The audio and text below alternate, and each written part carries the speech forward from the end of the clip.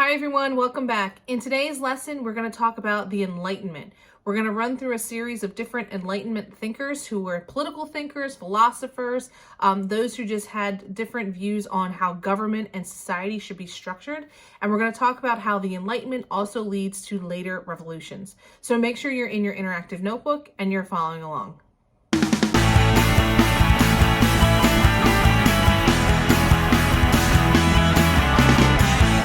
All right, you know the drill. We're on page 3 of your interactive notebook. And again, we're talking about the Enlightenment today.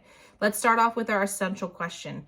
How did a revolution of intellectual activity change Europeans' view of government and society?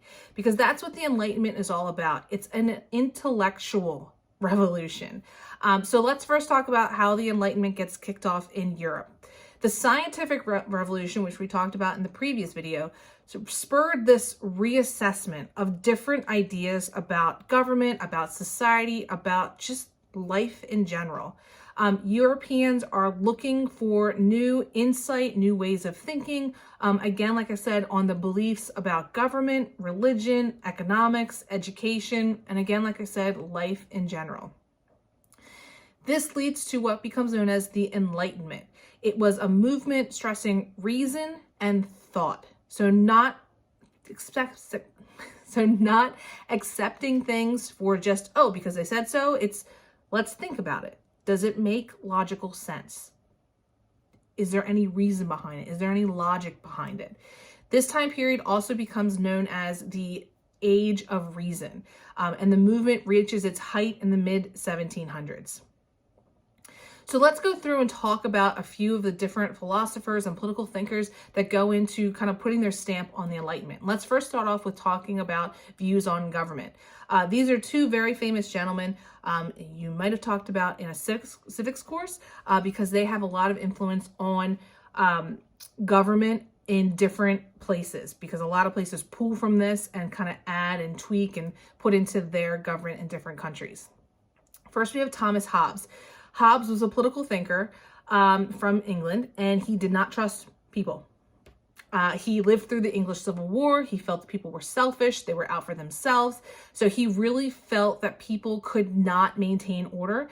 And so he favors a strong government to keep order. He does not think like democracy is going to really work. He felt that there should be this thing called a social contract, and order should come from giving power to a monarch.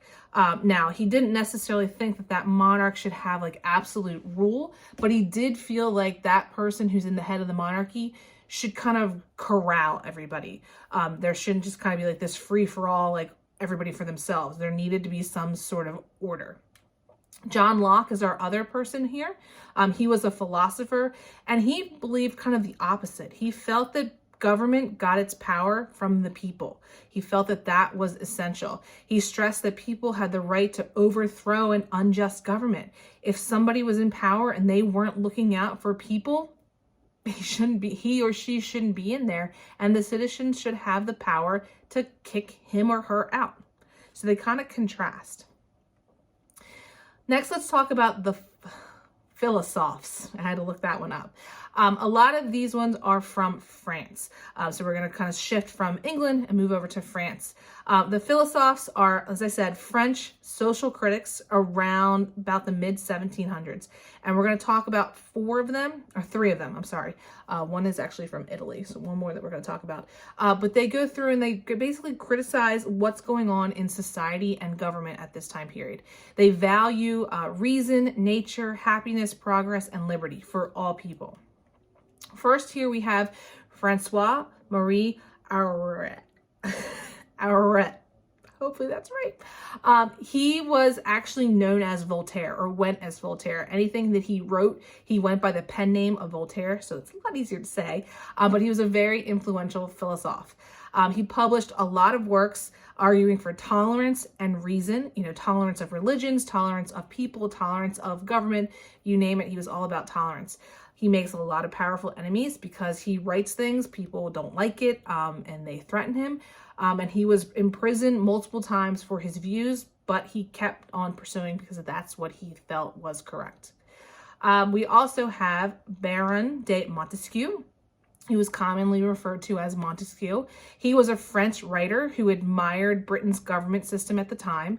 He favored separation of powers from keeping one body or keep one body from running government. A lot of these things, if you think about the American political system, it's going to start clicking in like, well, we kind of have that. The American political system, when we developed our nation, we didn't come up with it overnight. We kind of like cherry picked and chose and kind of were like, ooh, we like a little bit of this, a little bit of that, throw this in there, throw that in there. Some of this stuff is, you're going to think, oh, we have that here. Then we have Rousseau, or Jean-Jacques Rousseau. He favored individual freedom, direct democracy, so kind of pulling from the ancient Greeks and Romans. And he also viewed a social contract as an agreement by free people to form government. So a little bit different than Hobbes's social contract. Lastly, we have Cesare Beccaria. He was actually Italian, and he worked to reform the social justice system. He called for speedy trials, greater rights for criminal defendants, things like that. So again, like I said, a lot of this should sound a little bit familiar if you know anything or if you remember from your civics class or your political party studies in civics. Because again, like I said, we pulled from a lot of this for American government. Talking about women and the Enlightenment. A lot of Enlightenment thinkers took traditional views of women's roles. So women are kind of still in that same kind of box. However, we have a few women who step up, especially like the woman pictured here, Mary Wollstonecraft, and she urged for greater rights for women. She argued that women needed quality education to be virtuous and useful and just kind of not like wallflowers on the wall. She urged women to go into traditionally male professions like politics, like put yourself out there. Don't just accept what they say. Again, the Enlightenment was about turning things on its head. So why not take a traditional woman's role, do something different, go into politics possibly. Some wealthy women also used their status to spread Enlightenment ideas because they were, of a higher class, out there traveling, things like that. So that was in one way that helped the Enlightenment ideas spread to other places. Lastly, let's talk about the legacy of the Enlightenment. The philosophers, they weren't active revolutionaries. They weren't out there fighting. They weren't out there participating in these things. However, the ideas that they had, the ideas that they preached, they wrote down, that they spread, those sparked major revolutions, which we're going to talk about. This whole unit is all about that. It definitely leads to the American and French revolutions, as well as a handful of other revolutions, like I said, that we'll talk about later in this unit. Scientific breakthroughs, they showed that humans had the capacity to improve their society, that they weren't just going to say, well, this is what it is. No, we want to change it. We want to have the best society as possible.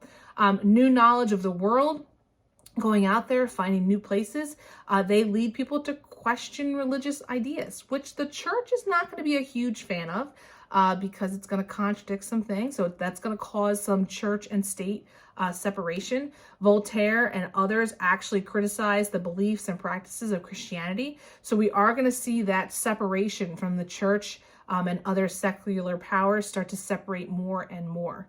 And then they wanted to rid Voltaire was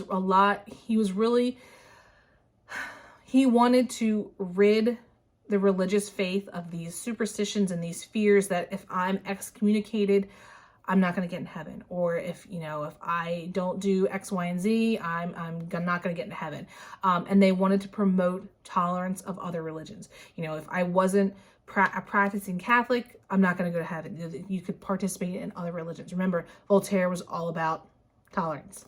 Lastly, people are going to place more emphasis on individual rights and their abilities, and reason is going to become a central concept for philosophers as well as rulers, which we're going to see in these different revolutions. So again, the Enlightenment is going to play a huge role in the development of different revolutions around the world. So in our next video, we're going to talk about the American Revolution. So make sure all of this is in your interactive notebook and stay tuned for that video. Thanks for watching.